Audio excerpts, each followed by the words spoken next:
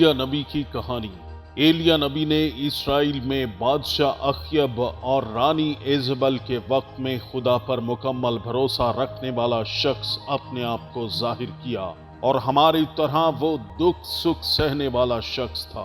इसने बादशाह अख्यब से कहा, इस्राइल का खुदा जो जिंदा है, उसकी कसम, इन बरसों में मेरे बिना कहे ना मी बरसेगा ना औस पड़ेगी। तब खुदावंद ने इससे कहा कि चलकर पूरब की तरफ करेत के नाले पर जो यरदन के पूरब में है छुप जा और वहीं के नाले का पानी पी लेना। और मैंने कौवों को हुक्म दिया है कि वो तुमको खाना खिलाएं। और यहोवा का ये कलाम सुनकर वो वहां चला गया। खुदावंद के कहने के मुताबिक कौवे हर रोज सवेरे उसके पास रोटी और गोश्त लाया करते थे। कुछ दिनों के बाद इस मुल्क में बारिश न होने की वजह से वहां का नाला सूख गया, जिससे एलिया नबी पानी पिया करता था। और फिर यहोवा ने उसे सारपत शहर को जाने को कहा और ये भी कहा कि वहां एक बेवा को मैंने तेरे लिए खाना खिलाने का हुक्म दिया है। तब वो उस जगह गया और वहां जाकर उस बेवा से मिला।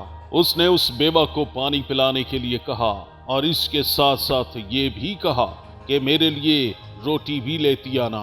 इस पर उस बेवा ने एलिया से कहा, मेरे पास एक भी रोटी नहीं है, सिर्फ घड़े में मुट्ठी भर आटा और कुप्पी में थोड़ा सा तेल है।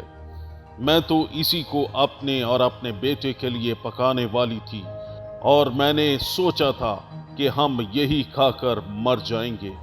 तब एलिया नबी ने कहा, मत डर, बल्कि वैसा ही कर जैसा मैंने तुझे कहा है, क्योंकि इस्राइल का खुदा कहता है कि जब तक जमीन पर मीना बरसे तब तक तेरे घड़े का आटा और कुप्पी का तेल खत्म न होगा।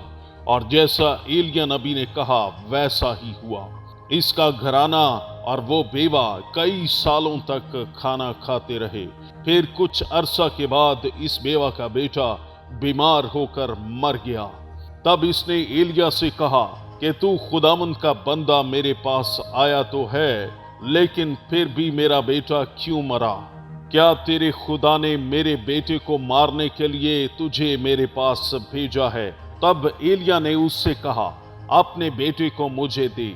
इसने इसके बेटे को पलंग पर लटाकर और यहोवा से कहा, तू मुझे यहाँ लेकर आया है तो इस बेवा के बेटे की जान वापस कर, इसलिए कि ये बेटा अपनी मां का सहारा बना रहे।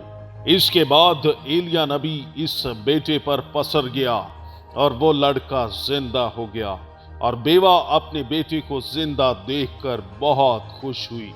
इसने एलिया नबी का शुक्रिया अदा किया और कहा, यकीनन तेरा खुदा सच्चा है। आगे हम देखते हैं कि यहोवा खुदा ने एलिया नबी से कहा कि वो अख्यब बादशाह के पास वापस जाए, तब वो वहां का काल खत्म कर देगा और वहां पर मी बरसाएगा। तब एलिया नबी अख्यब के पास गया और जब अख्यब ने एलिया को देखा तो कहा, तू फिर हमें सताने के लिए आ गया है, क्योंकि अख्यब बादशाह एलिया नबी से पहले ही दुखी था, क्योंकि वो जानता था कि एलिया नबी ने काल की पेशनगोई की थी। तो बादशाह को ऐसा ही लगता था कि एलिया नबी की पेशनगोई की वजह से ही काल पड़ा है। तब एलिया नबी ने इससे कहा कि तेरी ही वजह से ये काल पड़ा है, मेरी वजह से नहीं, क्योंकि तुम ही जिंदा खुदा के खिलाफ जाकर बाल देवता को पूजते हो।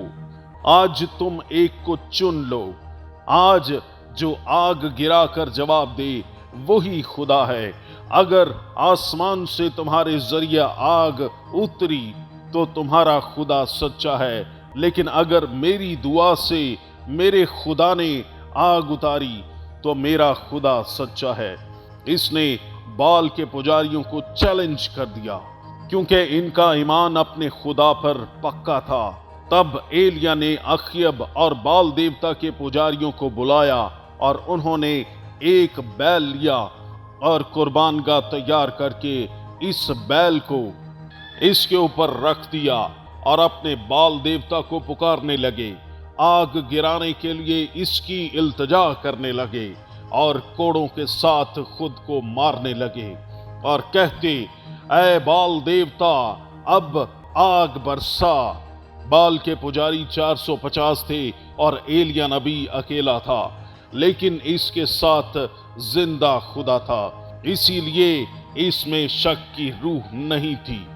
जब वो पुजारी खूब शोर मचा चुके, लेकिन इनके देवता ने एक ना सुनी, इस वक्त एलिया नबी ने उनका मजाक बनाया और कहा कि और शोर मचाओ और चिल्लाओ, शायद तुम्हारा देवता सो रहा है, या ऊंचे सुर में आवाज लगाओ, शायद कहीं गया होगा। तब ये सब कुछ हो जाने के बाद एलिया नबी ने इनसे कहा, यहां मेरे पास आओ। फिर एलिया नबी ने यहोवा के लिए कुर्बानगाह तैयार की और इस पर पत्थर रखे और लकड़ियां रखी, और इसने उन पुजारियों के सामने इस कुर्बानगाह पर 3 बार पानी भी डाला और कहा कि लकड़ियां गीली हैं या नहीं, जिससे इनके दिल में कोई शक न रहे। और उन्होंने वहां सब कुछ होते हुए अपनी आंखों से देखा। तब एलिया नबी घुटनों के बल होकर अपने खुदा को ये कहकर पुकारने लगा कि ऐ अब्राहम, इसहाक और यकूब के खुदा, यहोवा खुदा, आज जाहिर कर कि तू ही सच्चा इस्राएल का खुदावंद है और मैं तेरा बंदा हूं। इसी तरह इसने दुआ की और आग आसमान से कुर्बानगाह पर गिरी, और ये देखकर सब हैरान हुए और कहने लगे, खुदावंद ही खुदा है, क्योंकि ये काम मुश्किल और नामुमकिन था जो यहोवा ने इन झूठे पुजारियों के सामने जाहिर किया था। तब एलिया नबी ने कहा कि पुजारियों को पकड़ लो और इनमें से कोई भी बचने ना पाए। लोगों ने बाल के पुजारियों को पकड़ा और दूर ले जाकर सब पुजारियों को मार डाला। फिर इसके बाद एलिया नबी ने अख्यब से कहा, अब जाओ और खाओ पियो, क्योंकि बहुत बारिश होने वाली है। इसके बाद एलिया नबी चोटी पर जाकर दुआ करने लगा और वहां से उसे एक छोटा सा बादल का टुकड़ा दिखाई दिया, जिसके बाद उसने बादशाह से कहा, चला जा, नहीं तो बारिश की वजह से न जा पाओगे। इस तरह जो कहत इस्राएल पर बरपा था खत्म हो गया। फिर जब बादशाह अख्यब अपने महल में पहुंचा तो इसने सब कुछ जो एलिया नबी ने बाल के पुजारियों के साथ किया था रानी इजबेल को बताया। रानी ये सुनकर बहुत गुस्से में आ गई, क्योंकि रानी बाल के पुजारियों को बहुत मानती थी। इसने एलिया नबी से पहले भी यहोवा के कई नबियों को मरवा डाला था। तब वो बोली कि बाल देवता की कसम, इस एलिया नबी को आज ही मरवा डालूंगी। और जब ये पैगाम एलिया नबी के पास पहुंचा तो वो अपनी जान बचाने को बीर सभा के पहाड़ की तरफ निकल पड़ा। इस वक्त वो चलते चलते एक दरख्त के पास पहुंचा तो वो इस दरख्त के नीचे थक कर आराम करने लगा और कहने लगा कि आए खुदावंद, अब तू मेरी जान ले ही ले। इसी दम खुदा का एक फरिश्ता जाहिर हुआ और इसने इसे पानी पिलाया और कुछ खाने को दिया, और खाने से कुव्वत पाकर एलिया नबी हुरब की पहाड़ी पर गया। वहां एक गार थी और वो वहां गार में जाकर छुप गया। तब अचानक इस गार में जलजला आया और आग जलने लगी। तब एलिया नबी घबरा गया और फौरन गार से बाहर आ गया। तब यहोवा खुदा का कलाम उस पर नाजिल हुआ कि तू यहाँ क्या करता है? तेरा यहाँ क्या काम है? तू यहाँ क्यों छुपा बैठा है? उठ और दमिश्क को जा और वहां अपनी जगह पर नबी होने के लिए अलीशा को मसा कर। फिर एलिया नबी ने खुदावंद के हुक्म के मुताबिक किया और अलीशा को देखा, जो 12 जोड़ी बैल के साथ हल चला रहा था। इसके पास जाकर इसने अपनी चादर अलीशा के ऊपर डाल दी। अलीशा को वहां एलिया ने मसा किया और अलीशा एलिया नबी के साथ ही रहने लगा। कुछ दिनों के बाद, इन सभी कामों को करने के बाद, खुदावंद खुदा एलिया नबी को जिंदा आसमान पर उठा लेने को था। तब एलिया नबी ने अलीशा से कहा, जो तुझे मुझसे चाहिए वो मांग। तब अलीशा ने एलिया से कहा, तेरी रूह का 2 गुना मुझे मिले। तब एलिया नबी ने उससे कहा, अगर तू मुझे जिंदा आसमान पर जाता हुआ देख लेगा तो ऐसा ही होगा।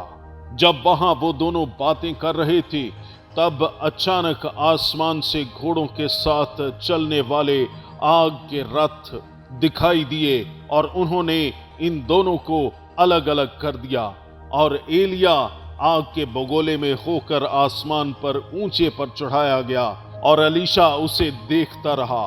इसी वक्त एलिया नबी जिंदा आसमान पर उठा लिया गया। तब अलीशा के ऊपर आसमान से एलिया की चादर गिरी और एलिया की रूह का 2 गुना अलीशा को मिला। इसके बाद अलीशा ने इसी कुव्वत से बड़े बड़े काम किए जैसे एलिया करता था। मेरे अजीजों, ये कहानी हमें ताबेदारी और खुदा पर मुकम्मल भरोसा रखना सिखाती है। अगर आपको हमारी ये कोशिश अच्छी लगी तो वीडियो को लाइक करें, दूसरों के साथ शेयर करें और चैनल को सब्सक्राइब करें। खुदावंद हमेशा आपकी हिफाजत और निगहबानी करे। God bless you. Yeah.